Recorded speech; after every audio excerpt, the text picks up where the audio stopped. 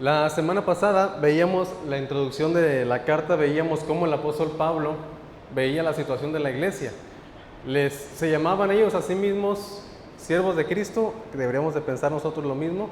También ellos consideraban a todos los cristianos como santos. Recuerden que santo no significa sin pecado, sino alguien santificado. Y veíamos que la iglesia de Filipos había crecido, habían pasado unos 10 años. Veíamos también que había pastores y diáconos y que pues ahí el apóstol Pablo estaba agradecido a Dios por ellos, por la comunión, por el crecimiento y por todas las cosas que vimos la semana pasada. Hoy vamos a ver específicamente la oración del apóstol Pablo. Entonces, lo que vemos aquí es que el apóstol Pablo tenía a los filipenses en su mente, versículos 3 al 6, en su corazón y en sus oraciones. En su mente, porque ahí decía, doy gracias a Dios siempre que me acuerdo de vosotros. Entonces, ahí decía el apóstol Pablo eso. En el versículo 7 decía que los tenía en su corazón, porque dice precisamente el versículo 7, por cuanto los tengo en mi corazón y en mis prisiones. Y el versículo 9 al 11 nos enseña que el apóstol Pablo también tenía a los de Filipos en sus oraciones, porque aquí desde el versículo 3 dice, siempre en todas mis oraciones rogando con gozo por todos vosotros. Es decir, se acordaba de ellos en sus oraciones y los tenía en la mente, en el corazón y en sus oraciones. ¿Qué tiene que ver esto con nosotros? Bueno, al final vamos a hacer una aplicación, pero también recordemos que lo que la Biblia nos enseña es que debemos de tenernos unos a otros en la mente, en el corazón, es decir, recordar a los demás hermanos, por ejemplo a los que no vinieron, ¿verdad? O a los que ya no vemos porque están en el otro turno, en la tarde o en la mañana, y también tenerlos en nuestras oraciones, orar por ellos.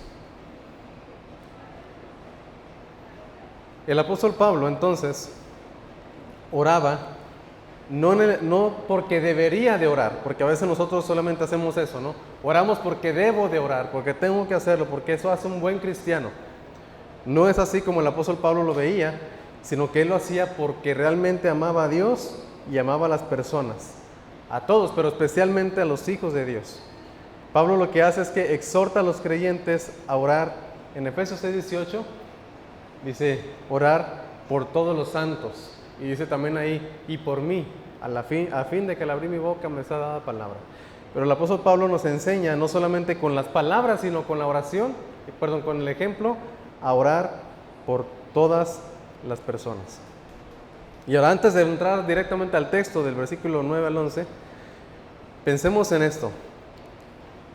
Es necesario que prestemos atención nosotros al contenido de la oración, porque a veces podemos decir, bueno, es que yo sí oro mucho, y yo oro bastante tiempo, ¿no? Y me la paso orando. Hay gente que tiene ese don, por decirlo de cierta forma, ¿no? Pero bueno, ¿cuál es el contenido de la oración? Porque una cosa es decir, por ejemplo, alguien que dice, yo siempre voy a la iglesia, pero pues pareciera que nunca van, ¿verdad? Porque no cambian su vida, no conocen de Dios y cosas así. Entonces, lo importante no es tanto la cantidad, sino la calidad o el contenido, en este caso también de la oración. Dice, hay un comentarista, dice, un corazón egoísta y superficial, concentrado ante todos o centrado solamente en los problemas, en las luchas o en los intereses personales, ¿qué es lo que va a producir? Oraciones egoístas y superficiales.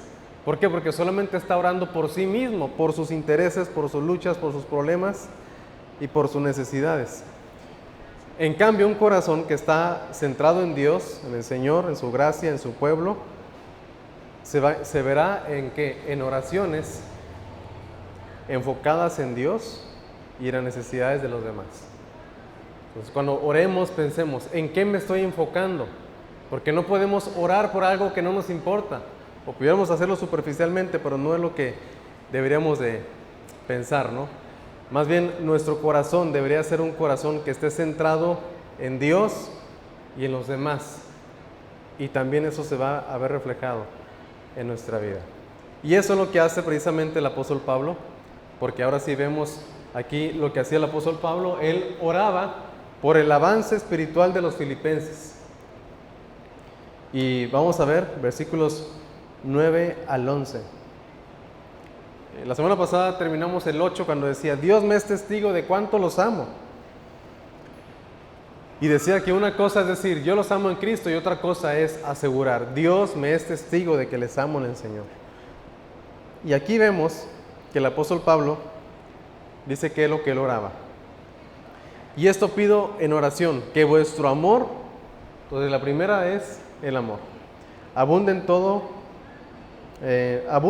aún más y más en ciencia y en todo conocimiento, para que aprobéis lo mejor.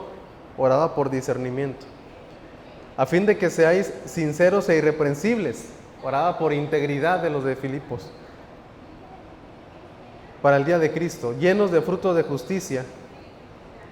Es decir, oraba porque tuvieran fruto de justicia, oraba porque crecieran en buenas obras, que son para gloria y alabanza de Dios. Oraba porque los filipenses glorificaran a Dios.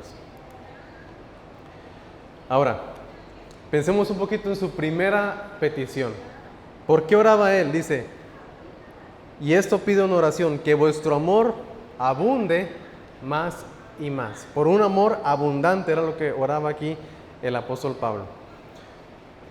Aquí hay unos pasajes, vamos a ver algunos de ellos. Otros solamente los vamos a recordar lo que dice. Primera de Juan 4:7. Amados, Juan, el apóstol del amor, dice, amados, amémonos unos a otros, porque el amor es ¿de quién? De Dios. Todo aquel que ama ha nacido de Dios y conoce a Dios. El que no ama no ha conocido a Dios, porque Dios es amor. ¿De quién viene el amor? De acuerdo a la palabra, de Dios. Amémonos porque el amor, dice, es de Dios. Por eso es necesario pedirle a Dios que nos ayude a amar. O sea, si alguien batalla con esto, es decir, yo no amo a la gente, yo batallo en amar, en querer a las personas, y bueno, ¿qué tienen que hacer? Pedirle a la fuente del amor, que es Dios, que les dé de su amor. Porque dice aquí, amémonos, porque el amor es de Dios. Efesios 4:5 dice, sino que siguiendo la verdad en amor, crezcamos en todo en aquel que es la cabeza, esto es Cristo. De manera que el amor debería de ser también parte de nuestro crecimiento espiritual. Colosenses 3:14 dice, y sobre todas estas cosas, dice el apóstol Pablo, vístanse de amor, que es el vínculo perfecto. Por eso Pablo oraba porque los filipenses, a pesar de que estaban bien en su vida, en su iglesia, era una iglesia que estaba creciendo, que tenía comunión, que tenía muchas cosas buenas, pero el apóstol Pablo pedía porque siguieran creciendo en amor. Y eso es lo que debemos de pensar nosotros también. ¿Por qué? Porque dice Colosenses 3:14, el amor es el vínculo perfecto. Lo que nos va a unir perfectamente es el amor. Puede haber otras cosas que nos unan, pero no van a cumplir su función como debería de hacerlo, como si fuera el amor. Es un ejemplo que tal vez todos puedan entender fácil. Si queremos unir unos tabiques, ¿qué podemos usar? ¿O qué deberemos de usar? ¿Cuál es el vínculo perfecto? Pues un buen cemento, ¿no? Y que esté con una buena mezcla. Algunos los unen con cal. Yo he visto gente que por ahorrar dice, pues ponle cal y vamos a unirlo. Se une, sí, pero es algo demasiado débil y cualquier temblor lo va a mover. Entonces, cuando nosotros queremos unir nuestra iglesia, debería de ser en el vínculo perfecto, que es el amor. Amor a Dios, pero también va a reflejarse en el amor unos a otros. Si nos une, a veces a las iglesias les une, por ejemplo, el estilo del canto, un ejemplo, ¿no? Es que yo voy a esa iglesia porque ahí cantan como yo estoy acostumbrado a que canten.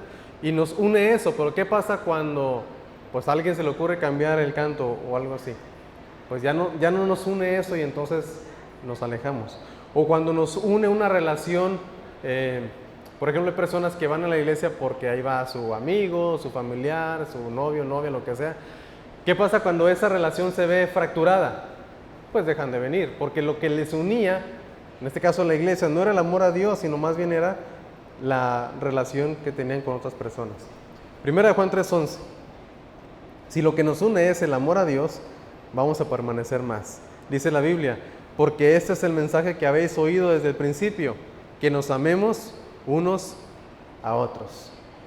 Y pensemos un poquito solamente, porque hay muchos estudios bíblicos e incluso libros completos de que nos hablan del amor cristiano, o del amor de Dios, o del amor entre nosotros.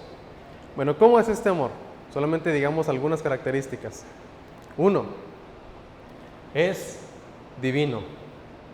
El amor es divino, es decir, que viene de Dios.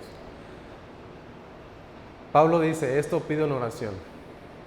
¿Por qué lo pedía en oración? Porque él sabía que era la mejor manera en la que la iglesia debería de permanecer o crecer en amor, orando.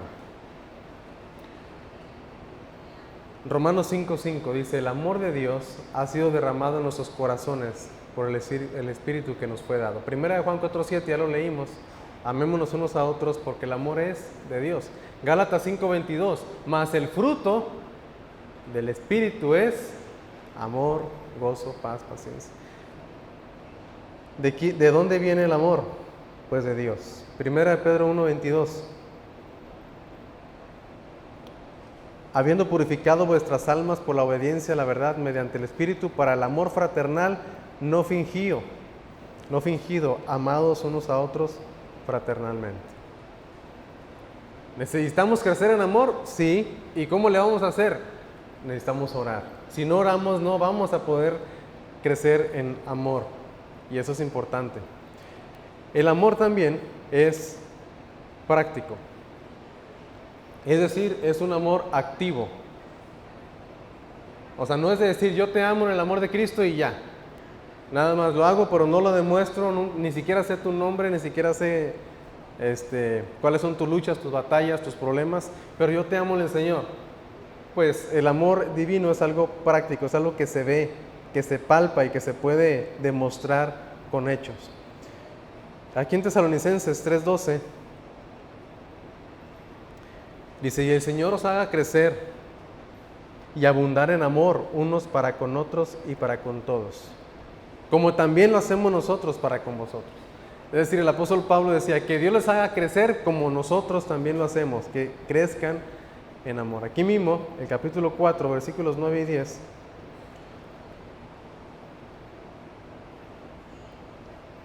ellos se amaban, pero también deberían de fijarse en no dejar de amarse.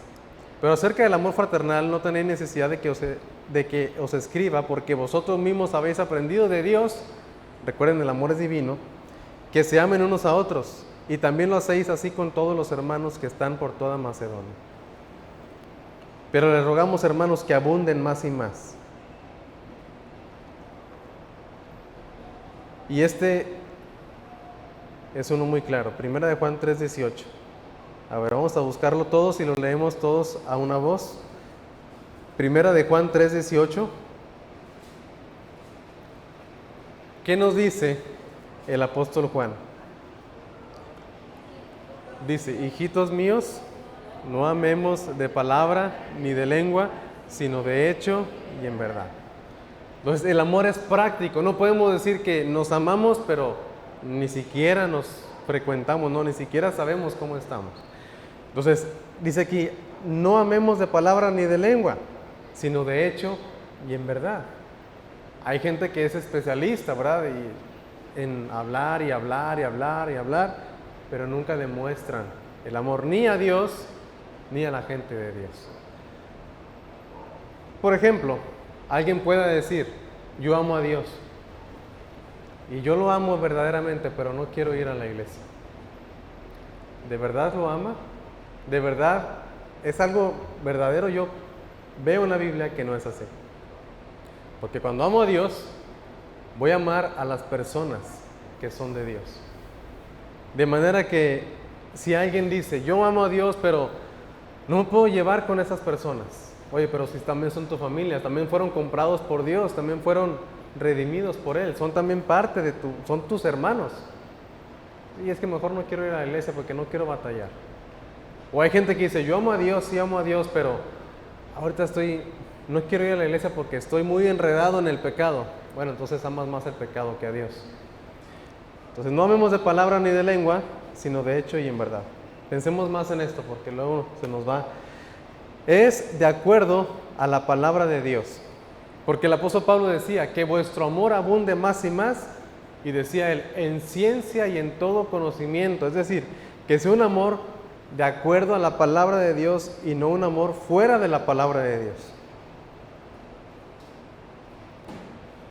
Yo creo que ya, bueno, de hecho ya es de conocimiento público, de dominio público, ¿va? Las barbaridades que hacen algunos en el nombre de Dios.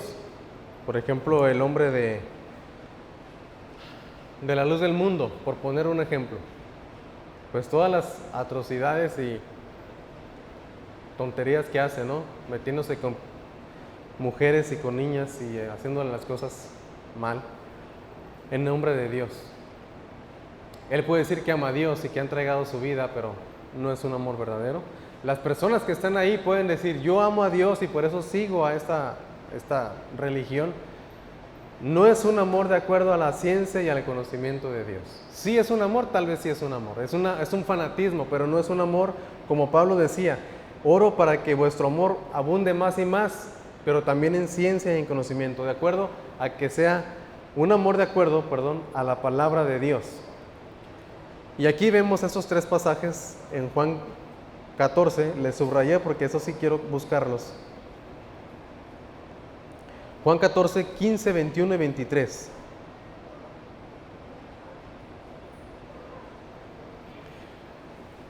Por eso digo, si alguien dice que ama a Dios, pero nunca se acerca a la Biblia, ni siquiera lee la Biblia, ni busca de Dios, pues se está engañando a sí mismo. Lo vimos en Santiago, ¿no? Ser hacedores de la palabra y no solamente oidores, engañándose a vosotros mismos. Se está engañando diciendo que lo ama cuando no lo ama. Juan 14, 15. Jesucristo dijo, si me amáis, guardad mis mandamientos. Versículo 21. El que tiene mis mandamientos y los guarda, ese es el que me ama. El que tiene mis mandamientos y los guarda, o sea, los obedece. Versículo 23.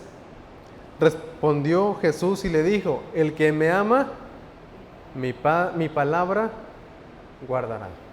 No termina ahí el versículo, ¿verdad? Pero ese es el enfoque que le queremos dar. El que me ama, mi palabra guardará. Entonces, que sea un amor de acuerdo a la palabra de Dios, que conozca a Dios, que tenga, en ciencia y conocimiento se puede entender como que sea de acuerdo a la palabra de Dios, en el conocimiento de Dios, en la sabiduría de Dios. Por eso el salmista decía, oh, cuánto amo tu ley. Todo el día es ella mi meditación, porque él amaba a Dios. Discernimiento. También tenía discernimiento. Pensemos un poquito en esto del discernimiento.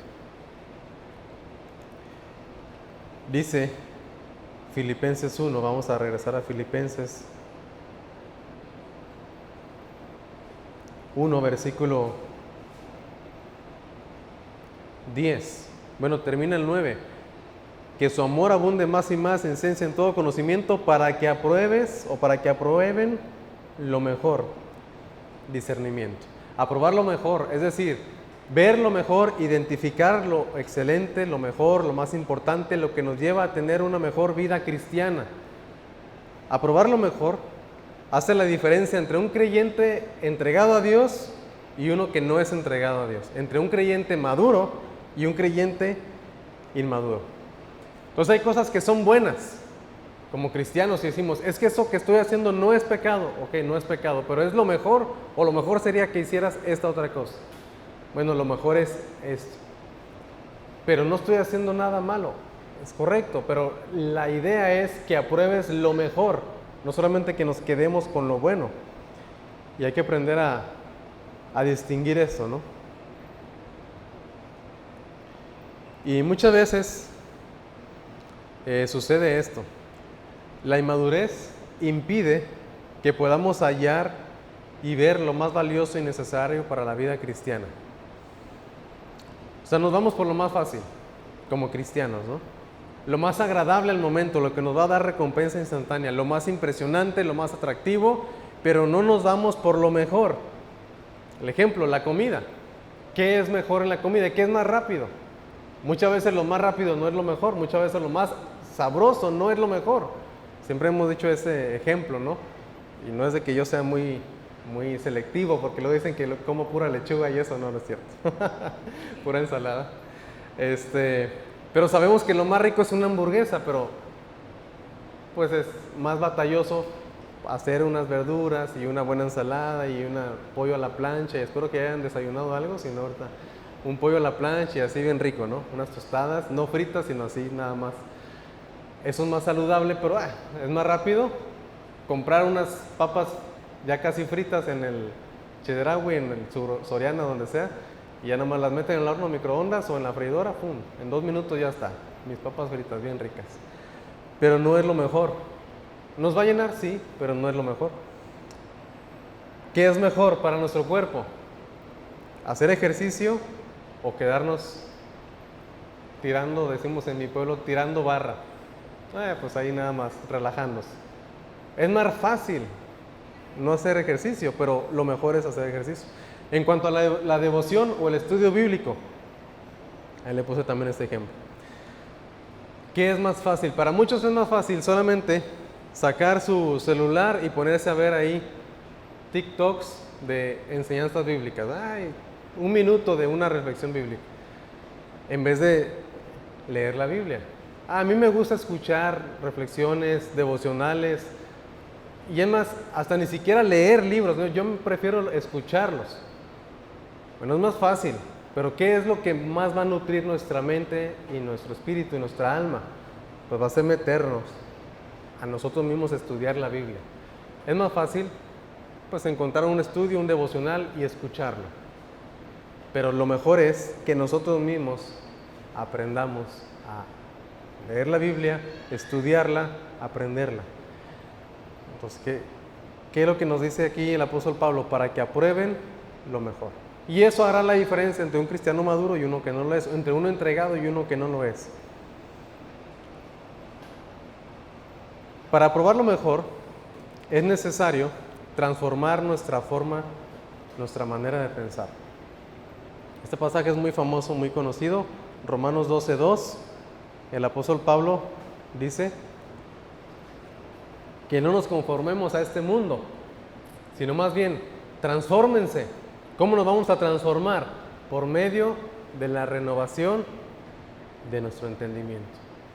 Necesitamos cambiar nuestra forma de pensar para poder aprobar lo mejor. Si no cambiamos la forma de pensar, no vamos a aprobar lo mejor y nos vamos a quedar siempre haciendo lo mismo. Porque decimos, funciona. Ok, sí funciona, pero no es lo mejor. Funciona, pero no es lo mejor. Debemos de buscar siempre la excelencia como hijos de Dios. Tercera petición.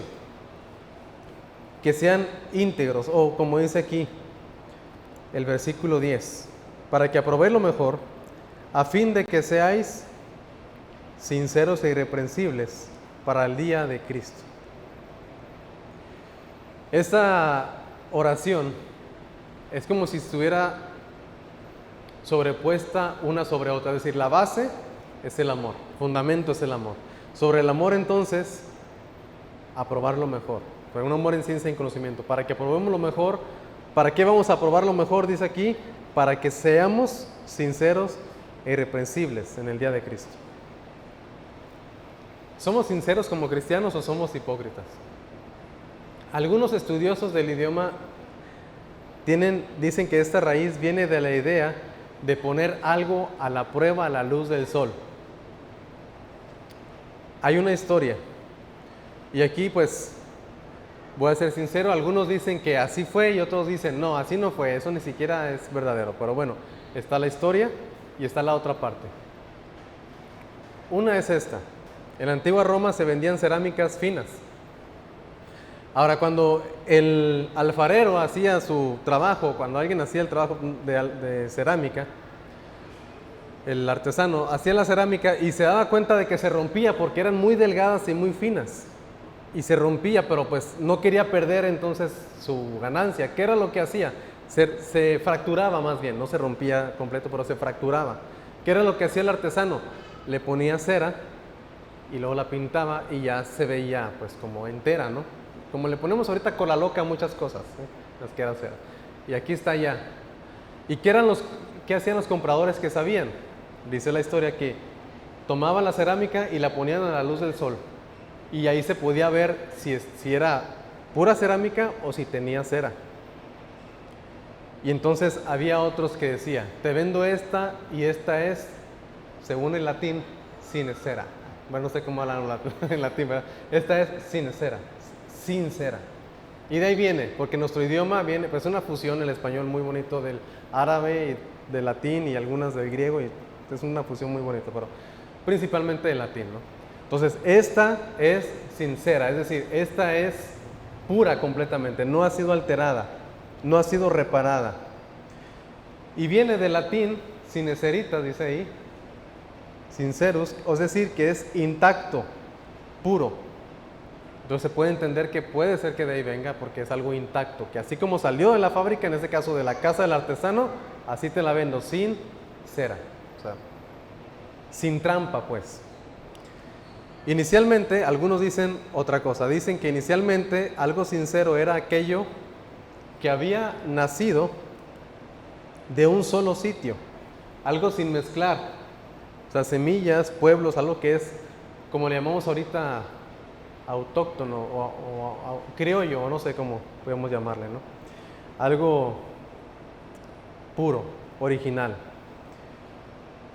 Y entonces de ahí se entiende que alguien sincero es alguien que hace las cosas o que dice las cosas sin doblez, de una forma pura, sin mezclar, sin esconder nada.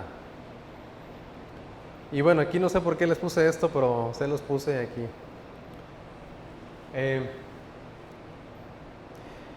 Viene de esta palabra griego, que significa, ya lo podemos ver, limpio, sincero, y que también, de acuerdo a los estudiosos del griego, algo juzgado a la luz del sol, puro. Algo probado como genuino. Entonces, ¿qué entendemos nosotros? ¿Quién es la luz del mundo? Pues es Dios. Dice la Biblia, vamos a ver, viendo esto me acordé de un pasaje que está en Hebreos 4 o 5, a ver, déjenme, porque también me estoy acordando ahorita, pero no me acuerdo bien. Hebreos 4:13.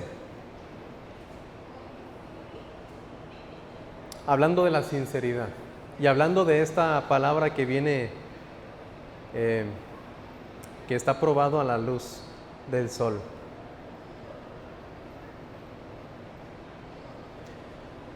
Dice Hebreos 4:13, y no hay cosa creada, o sea, ni siquiera nosotros, ni nuestro corazón, ni nuestra mente, nada, que no sea manifiesta en su presencia. Antes bien, todas las cosas están desnudas y abiertas a los ojos de aquel a quien tenemos que dar cuenta. Entonces, somos probados a la luz de Dios. Y por eso Pablo decía, pido que sean sinceros.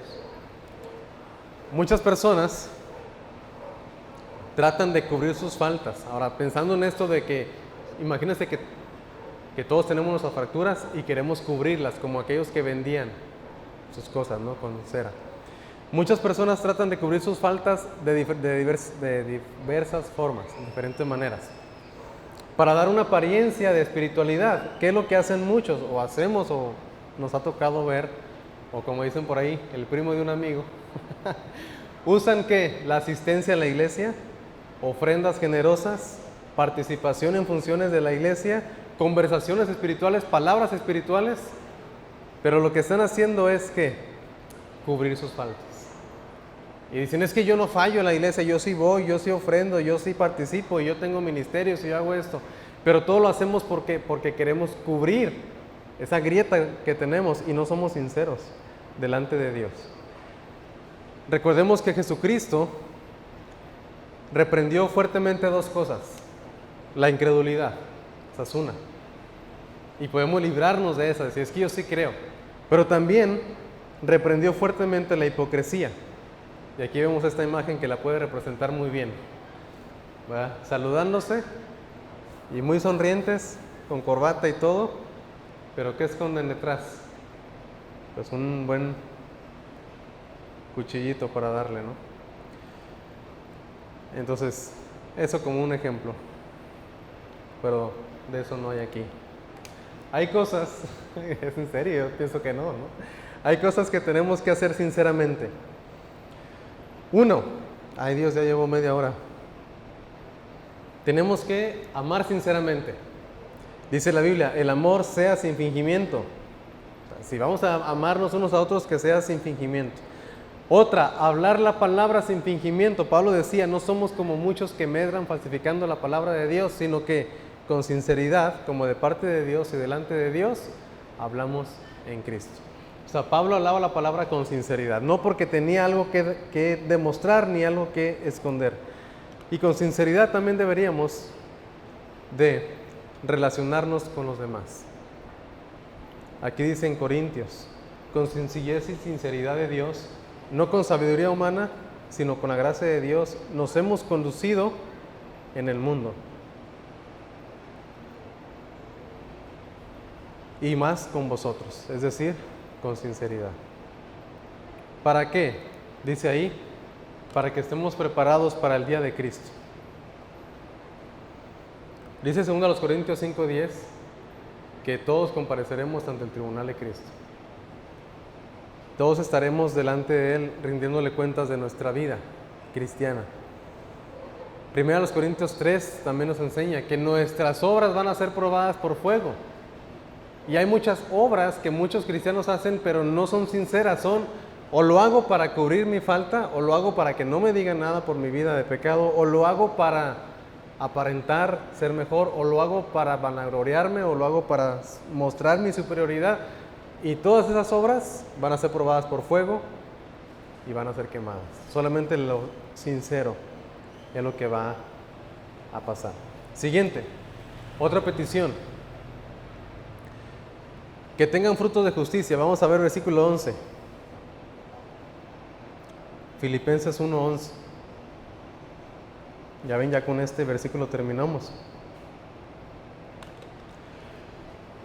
Yo digo, ahí nomás son 3 versículos, me va a tardar 20 minutos, pero a la hora ya no me tardo 20 minutos. Llenos de frutos de justicia. ¿Cómo quiere Dios encontrarnos en el día del tribunal de Cristo? Porque dice aquí, a fin de que seamos sinceros y irreprensibles para el día de Cristo, llenos de frutos de justicia. O sea, Dios quiere que en el día de Cristo, cuando Él nos encuentre, cuando estemos con Él, estemos llenos de frutos de justicia que son por medio de Jesucristo para gloria y alabanza de Dios. Es importante que demos frutos de justicia, es decir, vivir una vida agradable delante de Él. Colosenses 1:10 nos habla de lo mismo, nos habla de que estemos llenos de fruto, que demos fruto, llevando fruto en toda buena obra, dice Colosenses 1:10, y creciendo en el conocimiento de Dios. Y dice Efesios 2:10 que hemos sido creados en Cristo Jesús para buenas obras. Pero aquí claramente dice, llenos de frutos de justicia que son por medio de Jesucristo. Y ahorita vamos a hacer una mención de esto. Primero hagamos mención de lo que dice aquí. No solamente dar fruto, porque a veces nos conformamos y decimos, es que yo hace 15 años gané un alma para Cristo y ahí está. Y nos gloriamos, como he dicho en otras ocasiones, de las victorias pasadas, pero vivimos actualmente en un fracaso espiritual y nos gloriamos y decimos, es que yo antes hice esto y esto y esto y esto. Frutos que ya no existen. Aquí es llenos de frutos de justicia. Y cuando estaba estudiando esta parte, decían que la forma en la que está escrito es en un pasado perfecto pero continuo, es decir, fueron llenos de fruto de justicia, pero así van a permanecer. No es de que fueron llenos y ahorita ya no tienen. No, fueron llenos, pero así van, es algo que ya es algo perfecto y algo continuo, que va a continuar, continuaremos siendo llenos de fruto de justicia. No solamente da fruto, sino lo que Dios quiere es que lleguemos a ser llenos de frutos de justicia.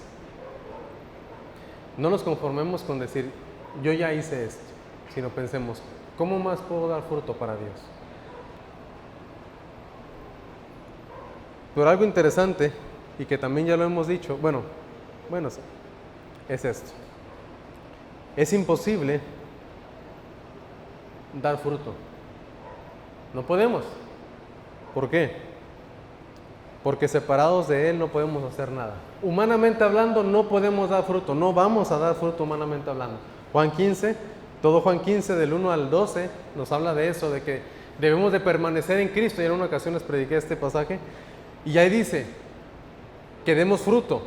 Y más adelante dice, lo corta para que dé más fruto. Y en el versículo 8 dice, en esto es glorificado mi Padre, en que lleven mucho fruto. ¿Qué es lo que Dios quiere? Que demos fruto, más fruto y mucho fruto. Pero no lo podemos hacer nosotros. ¿Cuál es nuestro deber? Solamente permanecer en Cristo. Si permanecemos en Él todos los días, entonces vamos a dar fruto. Pero me temo que si pregunto a ustedes o a los del otro turno, ¿cuántas veces leyeron la Biblia en la semana? Me temo de la respuesta, por eso a veces no pregunto, ¿verdad? Porque digo, ay, Dios mío, es más incómodo preguntar. Pero piensen ustedes, ¿cómo está nuestra memorización? ¿Cómo está nuestro tiempo con Dios? ¿Estamos permaneciendo en Él o no permanecemos en Él? Y a duras penas hacemos algunas cosas. Entonces debemos de permanecer para dar fruto, y no solamente 1, 2, 3, sino que estemos llenos de fruto de justicia, que son por medio de Jesucristo, para gloria y alabanza de Él. Y terminamos con este número 5, glorificar a Dios. Bueno, aquí no muchos van a entender esta parte, el quinto objetivo de la Gran Comisión, pero sé que hay por lo menos una persona que sí sabe lo que me refiero con esto. Es un estudio que estamos dando en el Discipulado 2. Somos hechos para glorificar a Dios, y la manera que lo vamos a hacer es llevando fruto. Juan 15:8, Jesucristo lo dijo, en esto es glorificado mi Padre, en que lleven mucho fruto y sean así mis discípulos. O sea, podemos cantar bonito y hablar bonito, vestir bonito, pero si no damos fruto, pues no estamos glorificando a Dios como debería de ser. Todo lo que hagamos debemos de hacerlo para gloria de Dios. 1 Corintios 10 dice, así que coman o beban o hagan cualquier cosa, todo, háganlo para la gloria de Dios. 1 Pedro 4:11, el que ministre, hágalo para... Bueno, vamos a leerlo, porque ese sí que no recuerdo muy bien. Dice, si alguno habla, hable conforme a la palabra de Dios. Si alguno ministra, ministre conforme al poder que Dios da, para que en todo sea glorificado Jesucristo, a quien pertenece la gloria del imperio. El amor, el discernimiento, la sinceridad, el fruto, ¿para qué son? Para darle gloria a Dios, para alabar a Dios, no para nuestra gloria. No es para decir, yo aquí soy el que sí ama a los hermanos, todos los demás no saben amar. No, eso no es, porque no es para gloria de Dios. No es para decir, yo soy el que más amo a Dios porque yo siempre llego primero que todos. No es así, jamás. No es para decir, yo sí tengo discernimiento y sé saber lo bueno, no como los demás hermanos que no piensan en las decisiones que toman. No, no es para glorificarse a sí mismo, sino es para glorificar a Dios. Y recordemos la última sección que estamos viendo aquí nosotros eso ya es el pasaje bíblico, terminamos con el pasaje bíblico. Ahora tratemos de aterrizarlo a nosotros.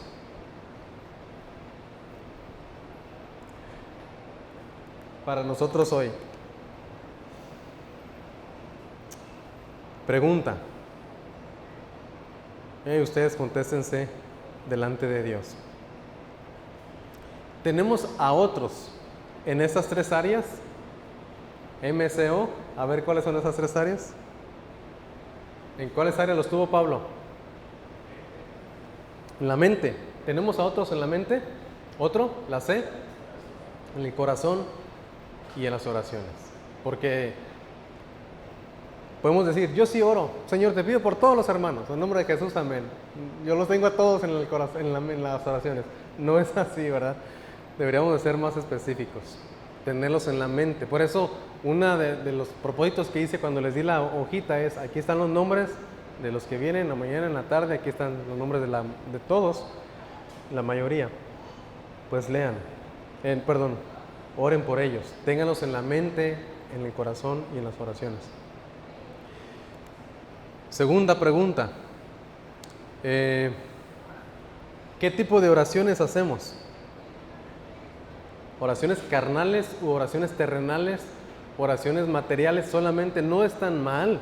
Obviamente a veces necesitamos que Dios nos ayude en los asuntos terrenales, sí, pero ¿para qué? Para gloria de Dios, no nomás porque quiero salir de esta. Que sean oraciones espirituales. ¿Cuál es nuestro enfoque en nuestro corazón? También deberíamos de pensar en eso. Y generalmente los miércoles en la oración a veces tomo ese tema porque casi siempre es por mi salud y por mi salud y por mi salud, y ya tienen salud y luego ¿qué? Vuelven a las andadas y luego por mi salud, y no se trata de eso, se trata de, ok, por tu salud, pero para que glorifiques a Dios con tu salud, por tu trabajo para que glorifiques a Dios, por tu dinero para que no batalles y des gloria a Dios, no andes ahí pidiendo prestado, ¿no? Pero bueno, no tengo tampoco nada en contra de los que piden prestado. Esto es solamente un ejemplo. Cuando vemos, esta es una buena, ¿verdad? Cuando vemos que falta amor, ¿qué hacemos? ¿Qué hacen muchos? Yo me voy de esta iglesia porque falta amor, los hermanos no saben amar. ¿Y qué hacen? Se van a otra. Dicen ellos que donde sí saben amar, pues, ojalá que sí, y le enseñen a amar. Pero ¿qué debemos de hacer? Si yo me doy cuenta de que aquí falta amor, antes de criticar y de hablar y de hacer, tengo que orar. Entonces cuando alguien les diga, me voy porque falta amor en la iglesia, pregúntenle, ¿ya oraste por amor? Cuando alguien les diga, me voy porque el pastor no nos ama, no nos visita, pregúntenle, ¿ya oraste por él? Pues entonces, para que se le ocurra visitarles. Cuando vemos que falta amor, ¿qué hacemos? Deberíamos de orar. Nuestro amor, siguiente pregunta, ¿es verdadero y con entendimiento o es meramente sentimental y superficial? ¿O es fanático como el de las sectas, no? Hay unos que es algo fanático, aman, por ejemplo. Bueno, espero que aquí no sea porque pensamos hacer una remodelación, ¿verdad? Hay gente que ama el lugar, ay, que ni le hagan nada porque ese es el lugar santo, el lugar de Dios, y aman más al lugar que a las personas.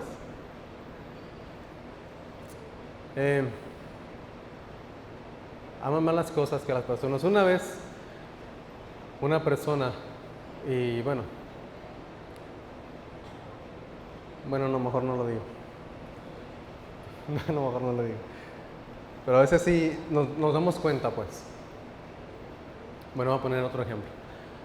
Una vez había, por ejemplo, ahorita que no sé si ya se han dado cuenta que hay unas cosas que ya tiramos porque ya no usábamos. Ya, dígale adiós a esa tele porque ya pronto ya no va a existir esa televisión. Pero imagínense que un día alguien llegue y diga, ¿dónde está la televisión que estaba ahí, que ya tenía, y la regaló no sé quién?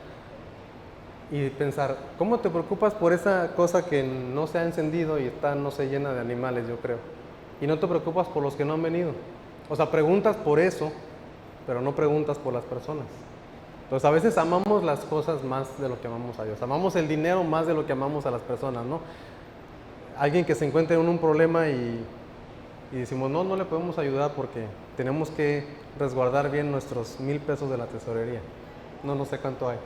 Pero a veces así somos. No, es que tenemos que guardarlo. ¿Para qué? Pues no sé, para algo se ha de ofrecer. Pues se ofrece ahorita mismo para la operación de la persona. No, ahorita no. Pues a veces amamos más. Bueno, ya las demás me las guardo para los de la tarde. Para esos tengo otros ejemplos más buenos. Busquemos aprobar lo mejor y no nos conformemos con lo que es bueno. Pensemos en esto porque a veces ahí es donde fallamos mucho. Debemos transformar nuestro entendimiento cada día con la palabra de Dios, lo que ya les dije. Cada día. Y no me voy a cansar de decir. Pedro dijo eso. No me cansaré de repetirles estas palabras. Y las dejó escritas. Pero yo no me voy a cansar de decirles, hermanos, lean la Biblia todos los días, todos los días, todos los días. Y hasta que vea que ya conocen bien, como quieran les voy a seguir diciendo, porque no es algo que se pueda sobreenfatizar. Pregunta, ¿somos personas íntegras o tenemos doble vida y lo queremos tapar con cosas buenas? No usemos las cosas buenas para tratar de esconder el pecado, ni de justificar el pecado, porque a veces así somos. Queremos tapar el sol con un dedo. Y dice, es que yo estoy haciendo lo bueno, pero por detrás, ¿cómo estamos? ¿Cómo está nuestra vida en lo íntimo delante de Dios? Amemos con sinceridad, hablemos de Dios con sinceridad y hablemos de su palabra con sinceridad y relacionémonos con los demás sinceramente. Si queremos que la gente conozca de Dios, que realmente conozcan de Dios. Relacionémonos con los demás sinceramente, no para tratar de ganar un provecho. Eso es un problema muy fuerte que hay. De hecho, eso lo vimos en Santiago, capítulo 2, cuando veíamos del favoritismo, ¿no?